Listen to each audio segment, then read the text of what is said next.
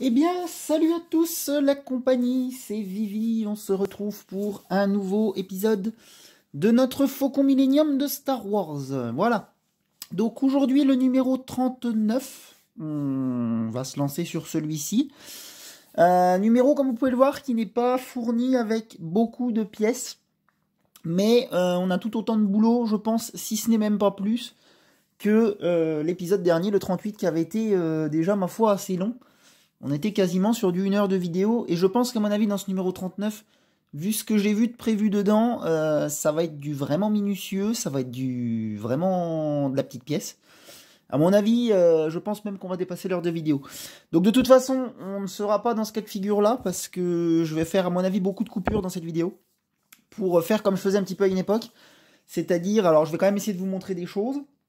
Bien entendu, de toute façon, ce qu'il y a à faire, mais je vais sûrement, à mon avis, faire beaucoup de découpes de pièces, de mise en place de pièces en off. Je pense, parce que sinon, j'ai peur d'y passer beaucoup de temps. Donc du coup, on va voir ça, de toute façon, comment on s'organise. On va utiliser beaucoup de pièces du numéro dernier qu'on avait reçu, qu'on n'avait pas utilisé. Notamment, vous savez, les toutes petites pièces qui sont vraiment microscopiques, là, qu'il faut manipuler avec des pinces à épiler, limite. C'est ces pièces-là qui sont concernées aujourd'hui. Allez, comme d'habitude, on présente déjà un petit peu le numéro et les pièces dans la suite de la vidéo. Et enfin, on terminera par le montage. Alors, épisode 39, fascicule 39. On est sur la présentation du vaisseau, le Ghost. Je ne connais pas ce vaisseau, pour être tout à fait franc. Donc justement, ça tombe bien, on va pouvoir le découvrir un petit peu plus ensemble. Alors, le vaisseau et ses caractéristiques, c'est un vaisseau rebelle de l'OTAL, le cargo VCX-100 Ghost. Ouais, il ne me dit rien du tout. Rien du tout, rien du tout. La cellule rebelle de l'OTAL utilisait un cargo VCX-100 lourdement armé comme base de résistance à l'Empire. Le Ghost avait un nom particulièrement bien adapté puisqu'il pouvait échapper aux censeurs impériaux. Effectivement, son nom va bien. Bon, ça ressemble un petit peu, on est dans la même lignée que le Faucon Millenium, justement.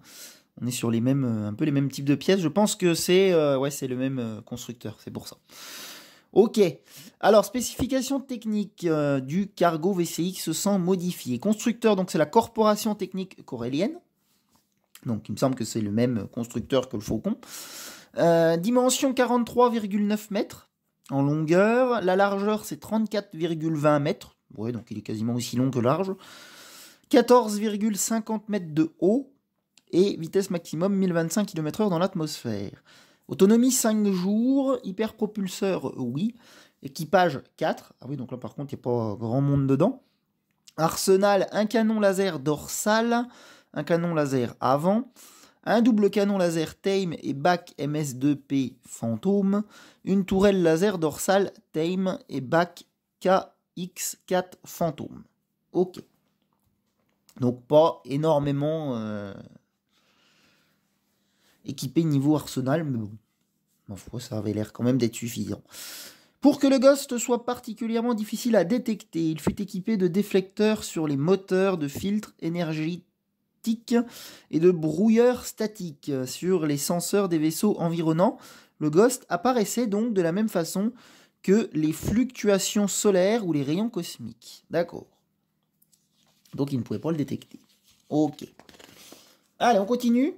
Et on regarde un petit peu ce qu'il en est ici. Alors je vais décaler juste un peu les pièces du coup. On les remettra un petit peu plus au centre quand on sera bon.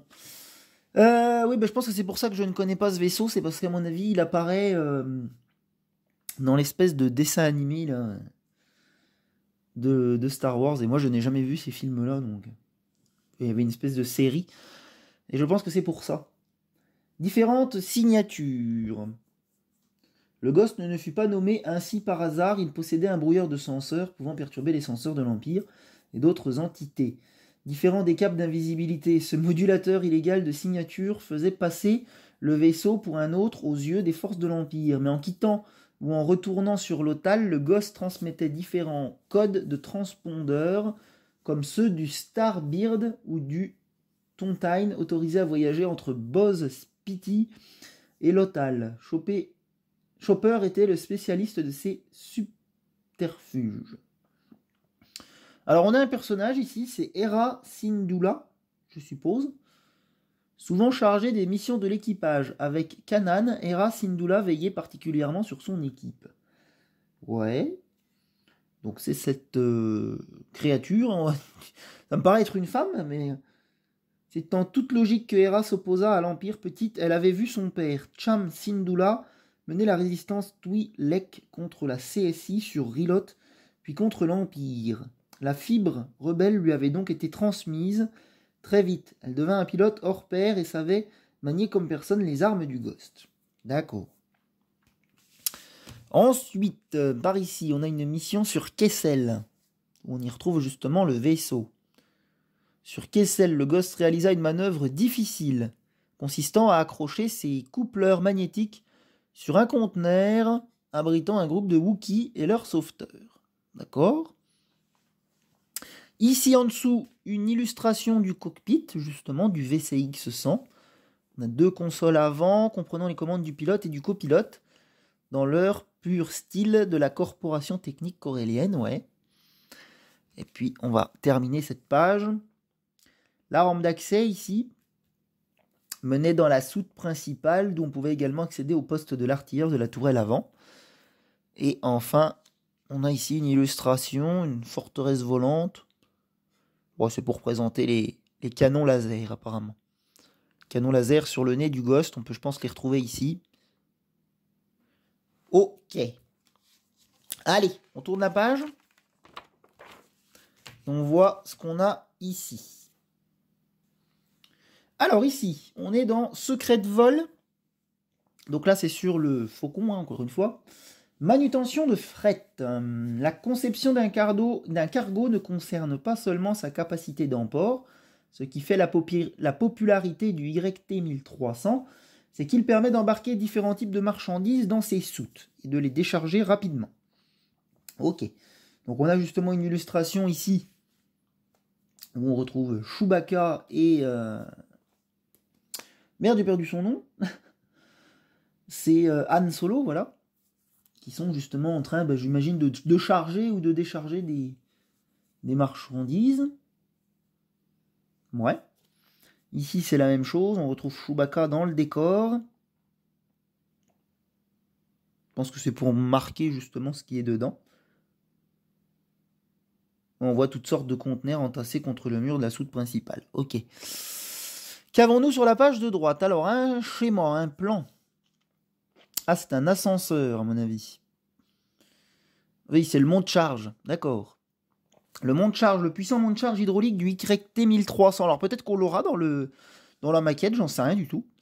Situé sous la baie d'ingénierie arrière, constitue la meilleure option pour charger différentes marchandises. Bah oui, forcément.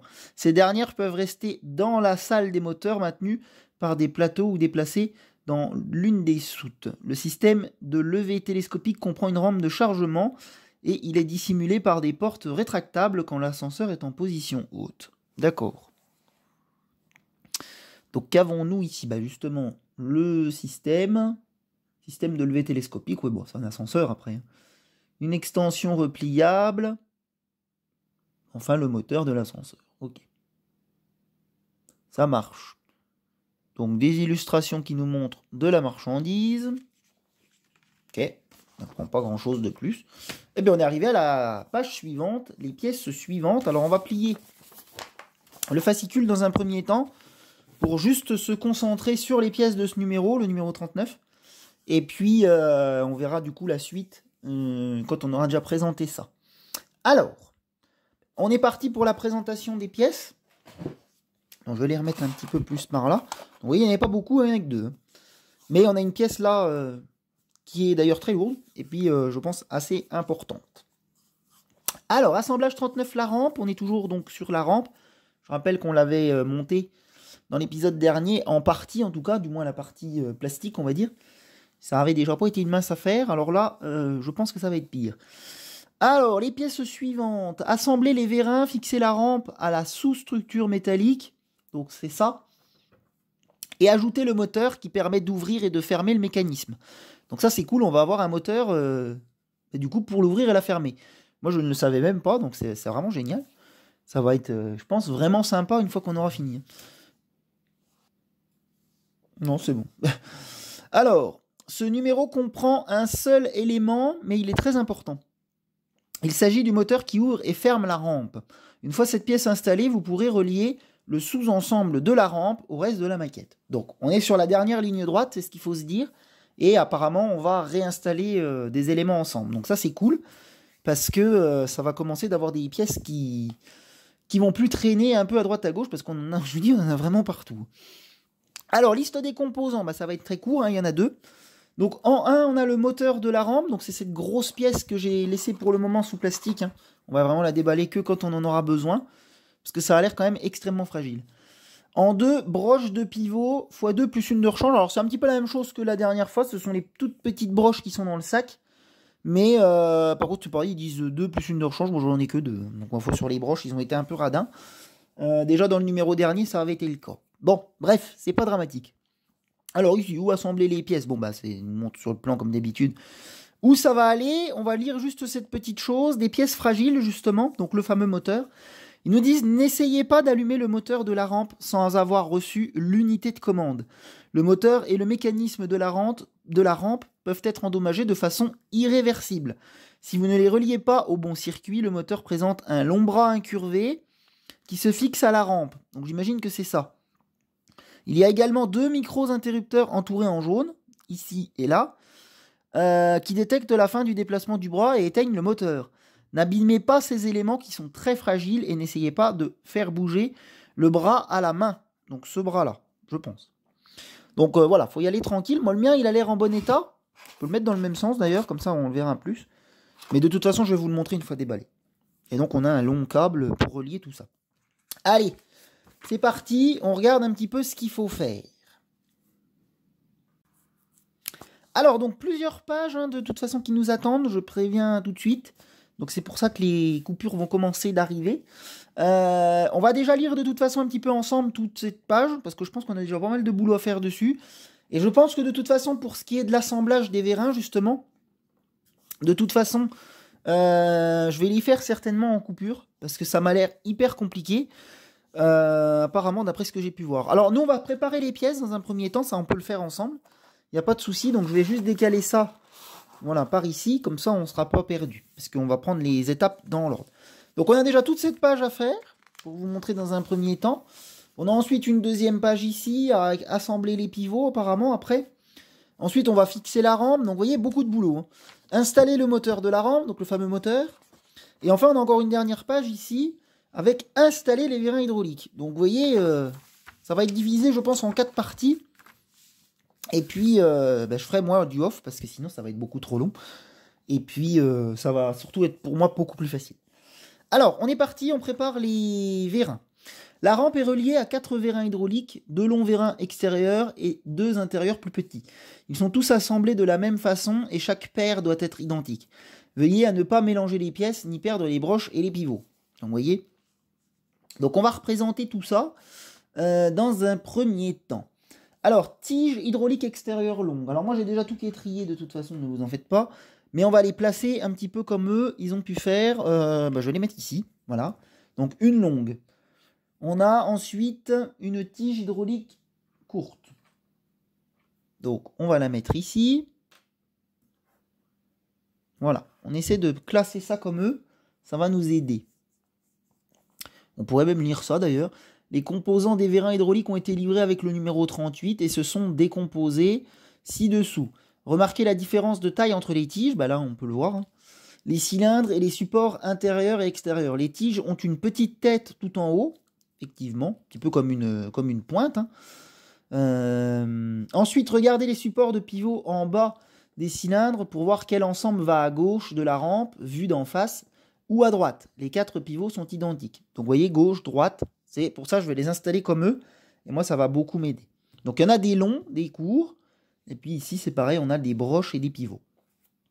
Alors, on continue. On a la tige extérieure longue, tige extérieure courte. Alors moi, j'en ai 2 à chaque fois. Hein. Je tiens à préciser. Donc à l'arrière, on va même mettre les 2 côte à côte. Voilà. 2 et 2. Tac. Ensuite, on a les supports hydrauliques extérieurs longs. Toujours au nombre de 2. Alors, j'en ai fait tomber un. Donc, ici, Attendez, je récupère l'autre. Voilà. Et le deuxième. Bon, ça, je pense que ça va dans le même sens pour commencer. Pourquoi tu veux pas tenir, toi? Non, tu veux pas. Il n'y a pas moyen. Dis, c'est bon. Ensuite, on a les supports extérieurs hydrauliques, là, mais courts, cette fois-ci. Donc, ici. Donc, c'est des pièces qu'on a déjà présentées au numéro 38. Hein. Je vous invite vraiment à regarder les épisodes dans l'ordre. Hein. Ça me saoule. Bon, bah, ils vont rester comme ça, et puis c'est tout. Parce qu'en fait, la feuille de papier, du coup, parce que c'est du papier, hein, le fond, ça bouge et ça les fait tomber. Ensuite, on a le cylindre hydraulique extérieur, le long. Donc là, il y en a deux. Et c'est là, justement, qu'il va falloir qu'on les trie, parce qu'il y a un gauche et un droit. Donc, vu de face, c'est ça. Mais là, on peut voir que c'est quasiment les mêmes. Mais ici, on a des longs, enfin, gauche et droite. Alors, le gauche, en fait, c'est pas compliqué. Je pense que c'est ça. Ah oui, mais dans les deux sens, en fait, tu peux te tromper. Ils sont un peu chiés, hein, quand même. Hein. Moi, je pense que c'est gauche là et droit là. Alors, on va y aller comme ça. Puis on verra bien. Hein, je verrai au montage. De toute façon, je vais vite m'en rendre compte, à mon avis. Ensuite, on a les cylindres hydrauliques intérieurs, mais les courts. Donc, la même chose, mais en moins long. Donc, a priori, c'est celui-là qui serait le gauche. Et celui-là qui serait le droit. Ok. Ensuite, on a les pivots de tige. Alors là, les pivots de tige, ils sont ici sur la rampe. Donc, justement, enfin, sur la grappe, il va falloir que je les coupe. Donc, c'est les 4 qui sont là. Donc, ça va. On a cette pièce-là qui viendra se servir plus tard. Donc, pour le moment, laissons-les tranquilles. Enfin, laissons-la tranquille. Et enfin, on a les broches de pivot de tige. Broches de pivot de tige. Bon, c'est les mêmes. Donc, il y en a 4 là-dedans. Donc, pareil, je vais les ouvrir quand temps voulu parce qu'ils sont vraiment microscopiques. Et puis, sinon, on est arrivé au bout. Voilà. Alors, donc, je vais faire une coupure à partir de maintenant. Je vais vous faire les étapes donc, de la 1 jusqu'à la 6. Et je vous retrouve juste après. Non, je vais même faire jusqu'à la 9. Voilà. Et ensuite, on se retrouve pour une partie de vidéo où c'est que je vais vous lire toutes ces étapes-là. Et puis, on se retrouvera après également ici. Voilà, on va couper à chaque fois. Donc là, je peux lire avec vous à la rigueur. Donc, ça nous dit, prenez la tige, le cylindre et le support pour assembler le petit vérin hydraulique intérieur gauche. Insérez la tige dans le trou ovale de support comme indiqué. Ça, on pourrait faire à la rigueur. Mais bon, je préfère y faire en coupure. Sinon, la vidéo va être 4 fois trop longue. Puis, je préfère prendre le temps de le faire. Poussez le bout de la tige dans le trou du cylindre. Les éléments s'ajustent au millimètre. Voilà, vous voyez. Mais vous pouvez les coller pour plus de sécurité. Vérifiez que la tige monte et descend bien droit. Répétez les étapes 1 à 4 pour assembler le vérin hydraulique intérieur droit. Alignez les éléments assemblés pour vérifier qu'ils sont bien identiques. Ok. Et on doit se retrouver à la fin. Prenez la tige, le cylindre, le support pour assembler le grand vérin hydraulique extérieur gauche. Oui, c'est la même chose, mais avec les grands. Assemblez le vérin gauche extérieur comme dans les étapes 1 à 4. Répétez l'opération pour le dernier vérin extérieur droit. Voilà. Allez, on se retrouve juste après ça, les amis. Et puis comme ça, moi, j'ai l'esprit beaucoup plus tranquille. Je peux prendre vraiment le temps de faire comme il se doit. Allez, à tout de suite.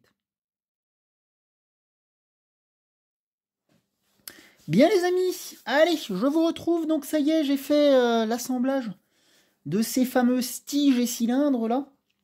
Donc ça nous donne ça. J'ai bien fait de le faire en off, hein, parce que mine de rien, alors c'est pas compliqué à faire, mais c'est au niveau des sens, c'est quand même pas si clair que ça sur la revue. Hein.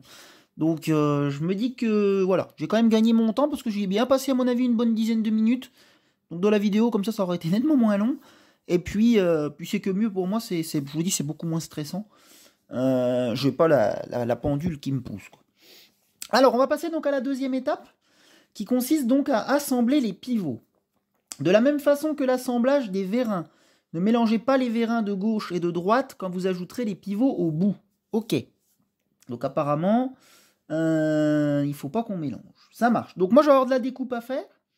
Donc je vais vous faire les étapes de la 1 jusqu'à la 8. Voilà, qui complète l'assemblage des 4 vérins que vous fixerez à la rampe une fois le moteur installé. On devrait se retrouver jusqu'à cette fin de page. Voilà, et ensuite on va se repartir sur un nouveau chapitre.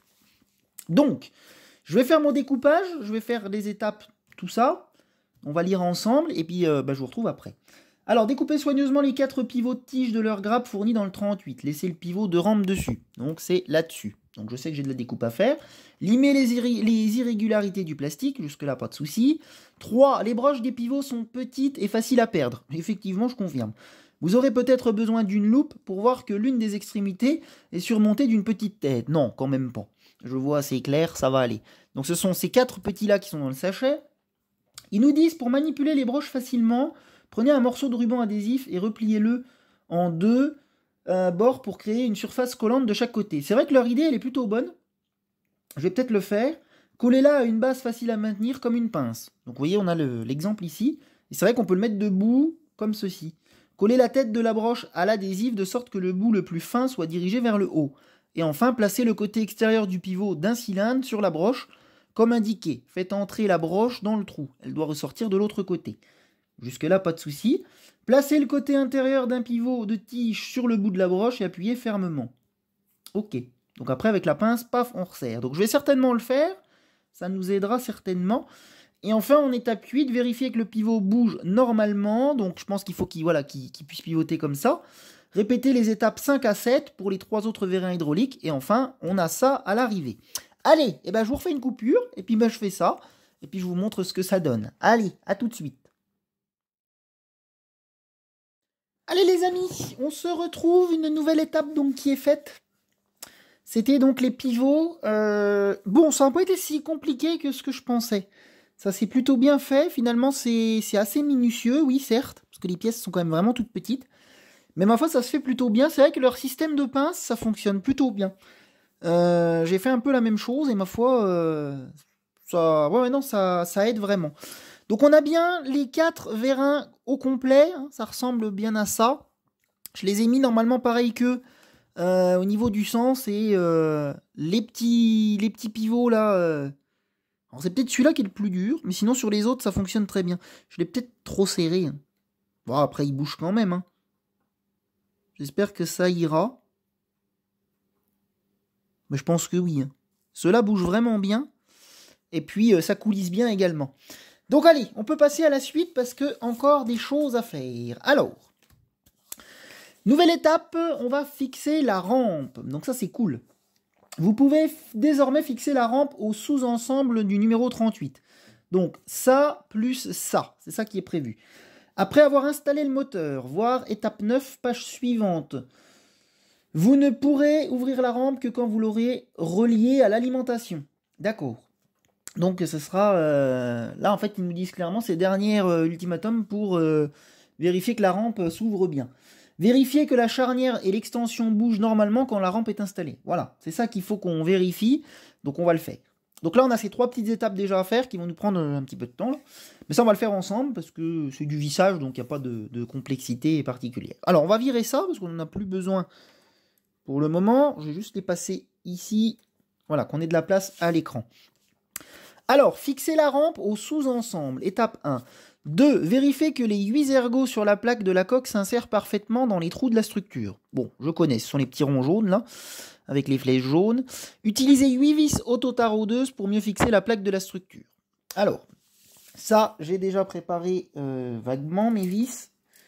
Donc, on va les amener, parce qu'on en aura besoin de toute façon après. Voilà. Les vis auto-taraudeuses. Allez, ça roule. Donc on prend ça. Ça, je rappelle, on vérifie bien que ça, c'est bien collé. Ma foi, ça a l'air d'être bon. Le câble est bien passé, on est bon. Donc on retourne. Tac. On retourne. Et on prend, du coup, ceci d'abord. Donc notre rampe, justement, qu'on avait fixée, on vérifie bien qu'elle s'ouvre toujours bien. Ma foi, ça a l'air d'être bon. Hein. Pour moi, écoutez, je ne vois pas de difficulté particulière. Donc c'est parfait. Et puis, on va donc la mettre en place. Donc comme ça, dans un premier temps. Et on insère cette grosse structure métallique dessus. Donc ça va aller comme ça. Et c'est là donc faut qu'on observe s'il y a une éventuelle résistance quelque part. Parce qu'après, voilà, on est obligé sinon de redémonter. Alors, du coup, qu'est-ce que ça nous donne? Là, ça a l'air de s'emmancher. Par contre, j'ai l'impression qu'ici, ce n'est pas en place.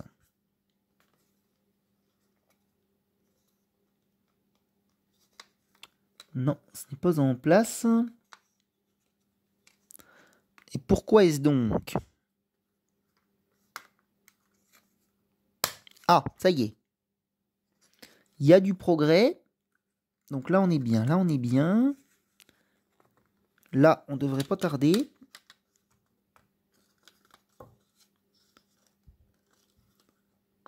Tac. Ça y est. Il faut qu'on force un petit peu, du coup. Par contre, celui-là... Oula. Celui-là, on en est un peu loin, je trouve.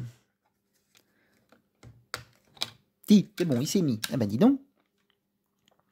Ben, c'est parfait. Donc, ma foi, ça a l'air de s'ouvrir toujours. Je vérifie quand même avant. On va le retourner un petit coup. De toute façon, ça bouge pas. Avec les vis après, il n'y aura pas de problème. Voilà. Ça va tout se régler. Bon, on est pas mal. Donc, du coup, on va pouvoir visser. Ouais, ça va s'amener en vissant. Donc, utiliser 8 vis auto-taraudeuses. Donc, on ressort notre tournevis et on est parti. Alors, on va se mettre peut-être dans le même sens qu'eux quand même. Tac. Ça, c'est bien en place. Oui, hein. Oui, c'est bon. Et ben, on est parti. Allez, vissons. Donc, je vais commencer en bas, puis je vais aller vers le haut. Hein. Ce sera pareil, hein, de toute façon. Donc, 8 vis. Allez, c'est parti. On fixe des choses.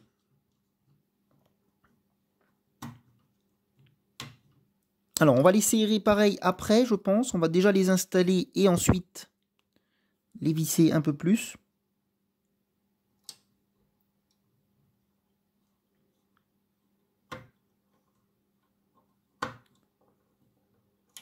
Voilà. Allez, on va serrer déjà ces deux-là. Je vais essayer de les serrer en allant voilà, continuellement. Et puis de toute façon, je referai un coup de tournevis une fois que les 8 seront mises. Voilà, histoire de s'assurer qu'elles sont pas faciles à mettre. Hein. Elles sont vraiment dures à visser, ceux-là. Ça, je vous le dis. Ensuite, on passe ici. Alors, elles sont pas simples à mettre, par contre. On a peu de place. Hein. Mais bon, ça va. Donc, je m'excuse hein, si vous voyez pas très bien, mais j'essaie de me mettre à mes aises quand même un peu. Et puis de toute façon, je vous remonte le tout après, en général. Moi, je suis plus adroit de ce côté-là que de l'autre. C'est normal, je suis droitier, donc je pense que ça paraît logique.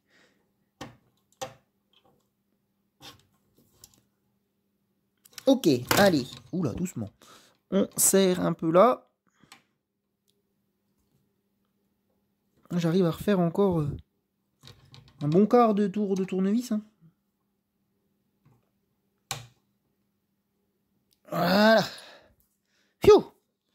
C'est pas facile. Allez, on met les suivantes. Là, je sens que celles-là, elles vont être chiantes à mettre. Oui, alors on va commencer par l'autre côté. Peut-être que ça ira mieux, je sais pas. Ah ouais, ceux-là, c'est une misère à mettre, ceux-là. Bon, alors, on les fait tomber. Allez, on recommence.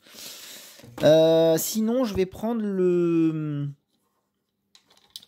Au moins pour les installer, je vais prendre le aimanté. Puisque l'autre n'est pas aimanté. Peut-être que ça ira mieux. Oui, c'est le cas. Donc vous voyez que finalement, voilà, je vais juste les approcher avec. Chaque tournevis a quand même son utilité.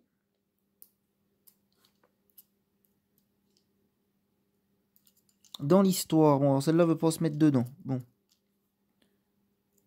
Non, celle-là, elle doit pas être aimantée, je sais pas. Allez. Ah, rien à faire, elle tient pas celle-là. Bon, j'en ai essayé une autre. Ah, ça y est.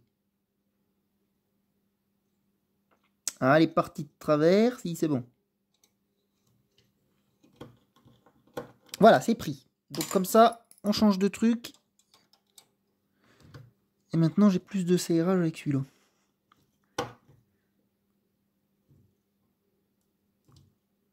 Voilà. Et puis celle-là.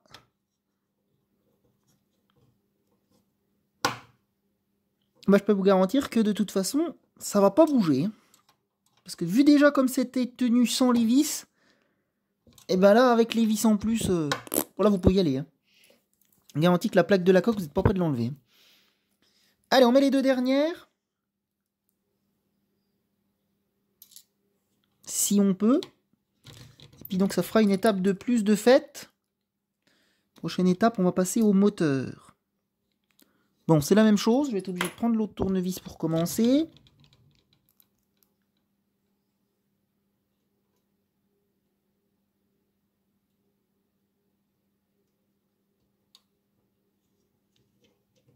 Voilà. Récupérons celle-là. Tac.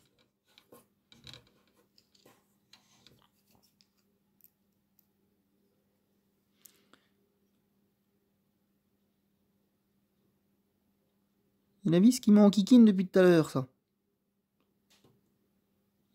Là, bah comme ça, elle sera installée. Et elle nous embêtera plus. Allez, tac, un coup de serrage et on est bon.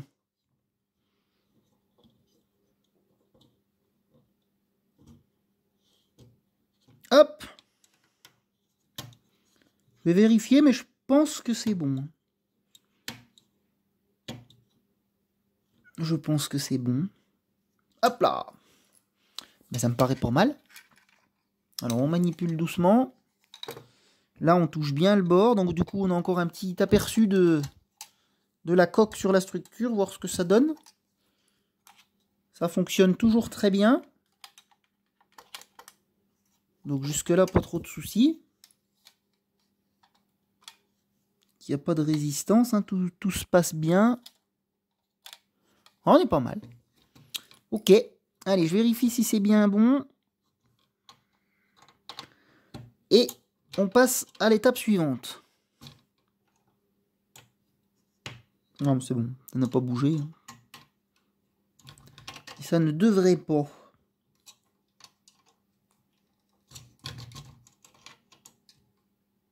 Allez, c'est good. Tac. Allez, on passe à l'étape suivante. Donc, installer le moteur de la rampe. Alors, on nous dit... Donc là, je pense, grosse étape encore. Que je vais très certainement d'ailleurs faire en off aussi. Par contre, la fixation sur la pièce ici, je pense qu'on la fixe dans cet épisode. Oui. Eh bien, on le fera ensemble. Alors, pour installer le moteur, fixez d'abord le bras incurvé de la rampe via le pivot qui permet au bras de bouger lorsque la rampe s'ouvre. Oula.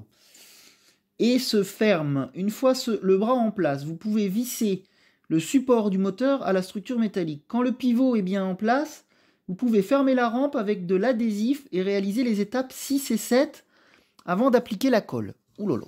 Alors, attendez, qu'on reprenne un petit peu. Donc, étape 1, découper soigneusement le pivot. Jusque-là, c'est pas compliqué, il est là. 2, limer le plastique, c'est pas compliqué non plus, je vais le faire en off. 3, placer le pivot sur la petite pièce du bras en alignant les trous. Ah oui, donc il faut déjà qu'on sorte notre moteur. Du coup, donc on est parti. Déballage. Normalement, il est juste posé là-dedans. Voilà, j'avais fait exprès de le laisser dans son truc là. Donc, voici notre moteur. Qui est quand même super lourd, mine de rien, il faut le dire. Attention aux petites pièces. Je le rappelle, hein. Ceci, ça peut se caler. Alors, c'est quand même un minimum solide, hein, mais je veux dire, faut pas le jeter par terre, quoi. C'est ça qu'ils veulent dire. Du coup, placez le pivot sur la petite pièce du bras en alignant les trous. Donc, c'est cette petite pièce-là, justement. La petite ronde qui est là. Ah ouais, puis ça bouge. Oh là là. D'accord. Insérez la broche dans les trous du pivot et du bras et poussez jusqu'au bout. Ah oui, c'est un petit peu le même système, en fait, d'accord. Vérifiez que le pivot se déplace librement sur le bras, ouais, donc il faut qu'il bouge comme ça. Et enfin, déposez une goutte de colle sous le pivot, au niveau de la broche. Pourquoi donc? Ah, parce que là, il y a un truc. Ok. Mais je vois pas l'intérêt de poser de la colle ici. Ah ben, c'est qu'il y a d'autres étapes, d'accord. Alors, une fois la colle posée, appuyez fermement le pivot sur l'emplacement correspondant de la rampe. Aligner les 4 trous du support du moteur avec les trous de la structure métallique, puis visser le moteur. Mais je vois pas l'intérêt de la colle, moi. Jusque-là. Pourquoi mettre une goutte de colle ici? Là, il faut qu'on m'explique. Déposer une goutte de colle sous le pivot. Au niveau de la broche.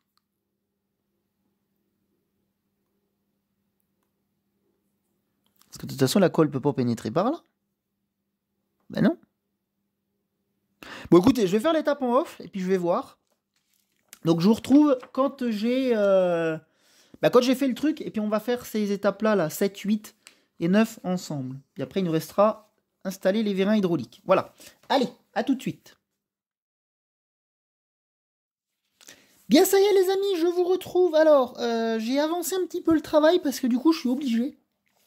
Je vais vous expliquer ça. Donc, c'est concernant l'histoire du collage, là.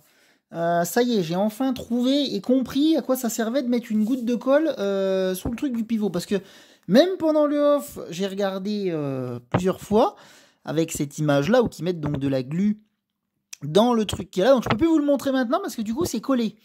Mais effectivement, ça paraît logique et je n'avais pas vraiment compris. Donc il faut bien déposer une goutte de colle sous le pivot au niveau de la broche. Mais je trouve que c'est mal expliqué, moi. C'est tout simplement ça. Il devrait nous expliquer que c'est pour coller sur le truc, voilà. Et en fait, pour vous montrer, donc l'accès, il est hyper compliqué, donc c'est pour ça que je l'ai fait en off, parce que c'est quand même plus simple pour moi. Mais par contre, je n'ai pas vissé encore le moteur. Donc là, il faut y aller tranquille, parce que du coup... donc en fait, j'en suis à cette étape-là, à la 7. Donc l'étape suivante, ils nous disent appuyer fermement le pivot sur l'emplacement correspondant de la rampe. Donc en fait, on retrouve la pièce ici. Je peux vous la montrer de toute façon quand même sur la maquette, c'est possible. Et en fait, il faut que ce soit ça qui soit collé ici. Alors, on va tâcher d'y tenir. Est-ce qu'on y voit à la vidéo? Oui, vous voyez? Et donc là, c'est bon. Et c'est ce qui va permettre d'ouvrir... Mais c'est ce qu'il disait. Pour le moment, il faut... voilà, parce que là, je peux plus l'ouvrir, la rampe. C'est le moteur, en fait, après, qui va servir de truc. Donc, il faut bien que ce soit posé sur la table, quoi, tout simplement.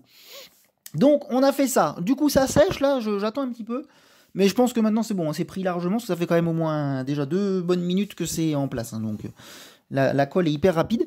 Il me reste un petit pivot, je pense que c'est celui de rechange. Hein. Ils ont dû se planter en fait dans la revue, à mon avis. On a besoin d'un pivot et on en a un de rechange, et non 2 et un de rechange, je pense. Donc ça, je vais le mettre dans ma boîte en attendant, puis on verra si on en a besoin plus tard. Bon, allez, on reprend du coup, on est bon, on comprend mieux les choses. Alors, on va rejouer du tournevis normalement. Donc cette étape-là est faite, on en est à la 8. Aligner les 4 trous du support du moteur avec les trous de la structure métallique, puis visser le moteur. Donc là, on est en bonne voie. Les 4 trous, c'est là. Donc ces deux côtés-là, ça devrait aller plutôt bien. Ça devrait être assez accessible. Par contre, l'autre côté, alors j'y vais doucement, hein, parce que l'autre côté, celui-là, c'est pareil, ça devrait aller. Le troisième, par contre, le quatrième, il est derrière les câbles, là. Va falloir qu'on y aille tout doucement. Donc je pense qu'il va falloir qu'on utilise le tournevis aimanté, une fois de plus, histoire que ce soit plus simple. Alors, on est parti. Ils nous disent quoi? N'essayez pas d'ouvrir la rampe, donc ce que je vous expliquais juste avant, car vous pourriez endommager le moteur ou le pivot.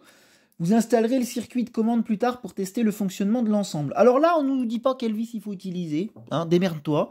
Donc c'est ça que je reproche un petit peu des faux fascicules. On va nous bassiner des fois pendant 3 illustrations sur une étape avec regardez si ça fonctionne, après coller, machin, tout ça. Et puis là, par exemple, on nous dit pas quelle vis il faut utiliser. Alors bon, c'est comme ça. Bon bref, on va pas critiquer. Moi, j'ai vu de toute façon sur la notice que c'est les vis noires. Il nous en faut 4. Donc, allez, on est parti. 2. Oui, non, j'en ai qu'une. 2, 3, 4. Voilà. Allez, on va mettre ces vis-là. Et puis, ma foi, ça tiendra. Alors, je vais peut-être les placer. Je vais essayer avec celui-là dans un premier temps.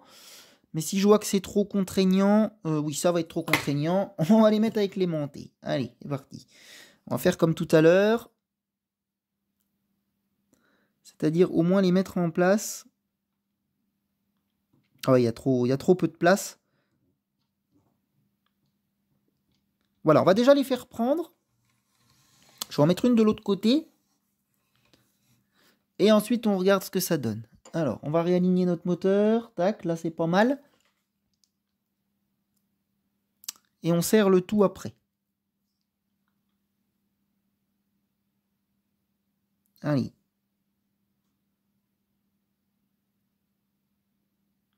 Je peux vous garantir que ce numéro 39 n'aura pas été simple pour moi. Il est d'une précision à toute épreuve. Hein. Voilà, déjà on a 2 vis de fête. On va essayer de mettre celle-là. Je vous avais prévenu au début de vidéo qu'il risquait d'être long. Hein. Et heureusement j'ai fait de la coupure. Hein. Sinon je sais pas si vous imaginez le temps qu'on y aurait passé. Là on était sur une vidéo d'1h30. Hein. Parce que moi je peux vous garantir que réellement il y a un sacré moment que je suis en tournage. Mine de... alors ensuite, la dernière vis, c'est là où ça va devenir un petit peu plus showtime. Est-ce qu'on peut décaler un peu ces... Oui, c'est bon. Comment qu'ils les ont mis, eux? Bon, on n'y voit pas. Bah, de toute façon, il faut qu'ils sortent automatiquement par là, il n'y a pas trop le choix. Allez, hop. Donc on essaie de pas abîmer les câbles, hein, surtout. Là, on va utiliser cette tournevis-là pour se faire de la place. Voilà. L'impression d'être un chirurgien, là, ou que c'est qu'il faut... être précis. Bon, après, c'est cool, c'est bien, mais c'est bon. Allez, on serre le tout. Normalement, ça devrait le faire. Notre pivot n'a pas l'air d'avoir bougé, donc on peut y aller. Hop. On fait bien attention au fil. Très important. Si on veut que notre maquette fonctionne, c'est quand même le but. C'est intéressant à faire après, à partir de maintenant, ces étapes-là. C'est vrai qu'on a passé une période où c'était peu intéressant, même pour vous, j'imagine. Et là, c'est vrai qu'on commence à se lancer vraiment dans des étapes un petit peu plus cruciales. Hein. Et c'est là qu'on peut voir justement la quantité de pièces qui vont être animées dans notre vaisseau. Hein. Et vous voyez, même la rampe, finalement, va certainement y avoir un interrupteur ou un bouton, j'imagine, à appuyer pour qu'elle s'ouvre et se ferme. Ça va être plutôt cool. Vous voyez, toutes ces petites broches là, va tout falloir qu'on branche. C'est quand même sympa. Bon, notre moteur, il est fixé. J'ai quand même vérifié que j'ai bien fixé correctement, mais je pense que oui. Hein. Donc on peut pas le tester, hein, je rappelle. Mais je pense qu'on va nous le faire tester de toute façon bientôt, je l'espère. Quand même qu'on voit si ça marche. Vous voyez que maintenant on n'a plus trop accès au reste. Hein, donc maintenant on démonte plus. Allez, paf, c'est fait. On change d'étape. Il nous reste une dernière étape à faire. Installer les vérins hydrauliques. Installer les 4 vérins hydrauliques sur les côtés de la rampe et à la structure métallique. Tester l'assemblage avant d'appliquer la colle définitivement. Vous aurez également besoin de 8 vis pour fixer la structure. Ok, 2, 4, 6. Oui, si c'est bon, j'en ai 8 de sortie, ça marche. Et bah allez, nouvelle étape, en avant. Je regarde du coup si je le fais en off ou pas. Prenez le vérin, alignez le cylindre. C'est de la colle à mettre. Non, je vais le faire en off, ça va être mieux. Parce que c'est pareil, c'est trop précis. Colle. Ah, attendez voir. Que je fasse juste un truc. Oui, ça, donc ça se colle. Donc je préfère le faire en off. Et ça se visse. Je fais tout en off. Allez, je fais tout en off et je vous montre ce que ça donne. Ouais, c'est lequel par contre qu'il faut commencer. Ouais, je vais me débrouiller. Allez, je vous retrouve quand tout ça est fait. Et je vous présente du coup comment que les vérins sont installés. On devrait avoir ça. Des vérins avec des tiges en l'air. Et donc on complète l'assemblage de la rampe et de sa structure qui est désormais prête à être attachée au reste de la structure. Donc à mon avis, épisode prochain, paf, ça va passer de l'autre côté. Allez, à tout de suite les amis, je vous retrouve juste après. Allez, on se retrouve enfin. Je regrette pas de l'avoir fait en off au final, parce que c'est d'une chienlit à mettre ces trucs. Franchement, c'est pas simple. Non, je regrette pas du tout. Voici ce que ça peut donner. Alors j'espère que je ne me suis pas trompé dans les sens. J'ai un petit doute sur les deux qui sont là. Bon, je pense que de toute façon ça ne gêne en rien quand même. Parce que j'ai regardé un petit peu. J'ai l'impression d'être dans le bon sens, mais voilà. C'est quand même très facile de se tromper. Donc ma foi ça tient. On va pas forcer non plus trop sur ça. J'ai décollé ça parce que du coup ça a tendance un petit peu la colle à couler dessus. Et du coup à se coller. Mais enfin on verra ça quand le moteur s'ouvrira. C'est pour ça que je l'ai quand même décollé d'avance, histoire qu'ils prennent pas non plus pendant 15 ans. Faudra qu'on fasse très attention la journée qu'on va justement brancher le moteur et qu'on va essayer d'ouvrir la rampe. Parce qu'il se peut que la rampe soit collée au niveau là de l'intérieur. Alors il y a un léger peu, Mais il est possible qu'il y ait de la colle qui est coulée dans la rainure qui se trouve ici.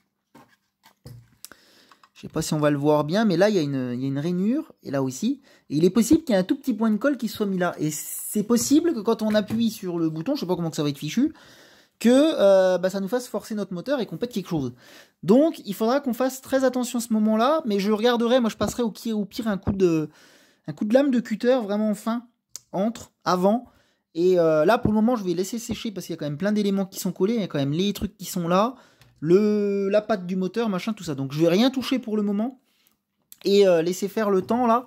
C'est tout simplement ça. Donc, on a un truc qui ressemble à eux, de toute façon, pour le moment en tout cas. On a bien nos patounes là qui sont en l'air, qui ont un peu de jeu, c'est ce qu'il faut. Celle-là est un peu plus dure que les autres, mais elle l'est depuis le début, j'ai envie de dire. Donc c'est celle-là qui a le plus de jeu. Bon, ma foi, on verra bien. On verra bien. De toute façon, je pense que c'est bon. Mais c'est quand même hyper bien fichu, par contre. Leur système, c'est vrai que ça va, franchement, je pense, rendre plutôt bien quand ça va être fini, j'imagine. On va vraiment avoir du coup les vérins pof qui vont descendre. Et puis en fait, c'est ça qui va guider, tout simplement. Donc il faut qu'il y ait un petit peu de jeu quand même, je pense. C'est nécessaire. Là, il n'y en a pas de trop. Mais bon, les pivots, ma foi, ont l'air de pivoter, justement. Donc c'est ce qui compte. Voilà, et ben allez, ce sera tout pour ce numéro 39. Il aura été quand même plutôt long. Et puis, on aura quand même fait du boulot. Du boulot minutieux, mais du boulot quand même. Donc on est tip top, on se retrouve dimanche prochain pour l'épisode 40. Et puis on voit ce qu'on fait. J'imagine qu'on va fixer ça sur la grosse structure. Je pense. J'ai pas regardé encore le numéro 40 en détail. Mais j'imagine que ce sera ça. Allez, sur ce bon visionnage, j'espère que ça vous aura plu. Autant qu'à moi. Mais non, c'était fun à faire, ces petites choses. Un petit peu de délicat, on va dire. C'est quand même le but aussi d'une maquette. Allez, bon visionnage et à dimanche prochain pour le numéro 40. Salut tout le monde!